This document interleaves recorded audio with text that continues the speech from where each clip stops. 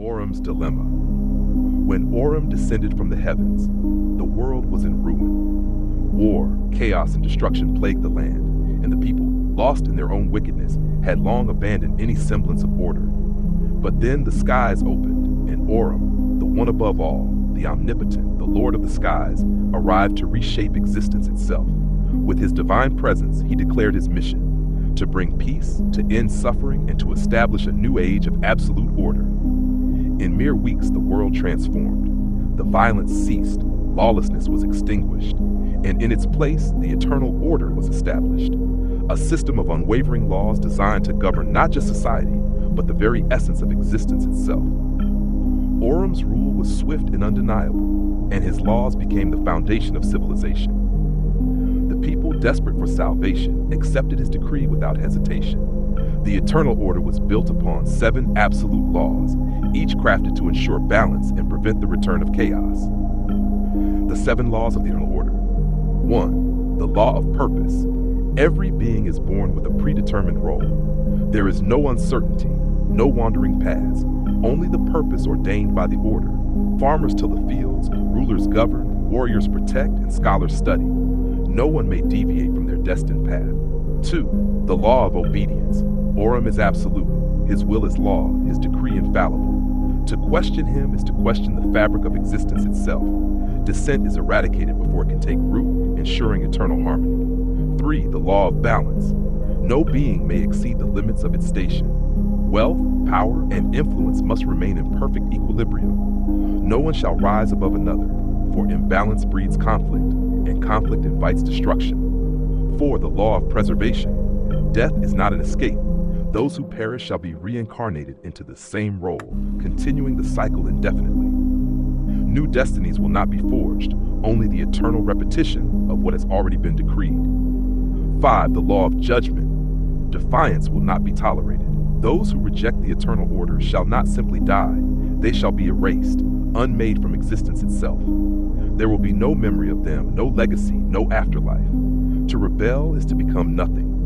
6. The law of sacrifice. When imbalance threatens the order, sacrifice must be made. No life is sacred. All are expendable if the greater good demands it. If the order must be preserved through blood, then blood shall be spilled. 7. The law of eternity. The eternal order is absolute. It cannot be changed, questioned, or undone. It will govern forever, protecting the world from chaos for all time. A perfect world, a silent hell. With these laws in place, the world flourished, or so it seemed. Crime became non-existent. Conflict vanished. The people no longer suffered, no longer struggled. They followed their roles without question, and society functioned with perfect precision. But over time, something began to fester beneath the surface.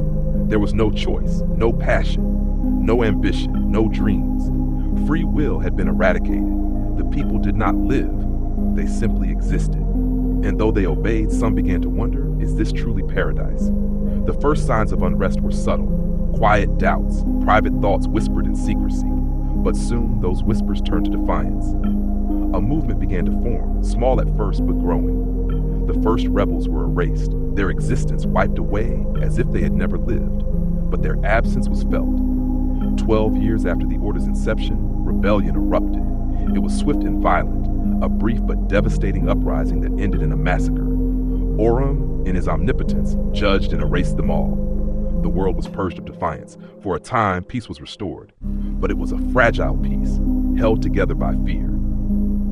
The people obeyed, but now they did so not out of reverence, but out of terror.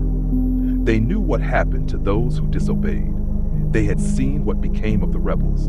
Years passed. The world remained silent. But silence is not the absence of rebellion. It is the waiting of something inevitable.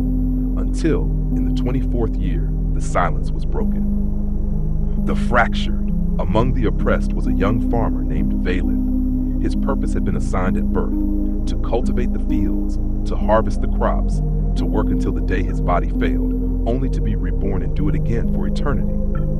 But Vaelith was different. He remembered.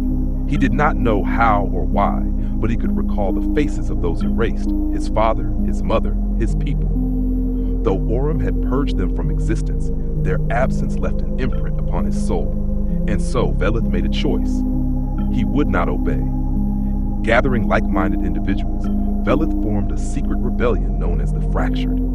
They would not simply resist, they would force Orrim into a choice he could not escape. Their plan was simple: ignite chaos. They would sow disorder faster than Orrim could erase it. A single act of defiance would trigger another, then another, an unstoppable chain reaction. If enough people rebelled at once, the balance would be shattered. Orrim would be forced to act. But no matter what he chose, he would lose. If he erased them all, he would wipe out half the world's population, leaving his system broken, unstable, and unsustainable. And even if he succeeded, rebellion would rise again and again, an endless cycle of defiance and erasure until no one remained. If he let them live, free will would return. His order would collapse. The paradise he had built would fall.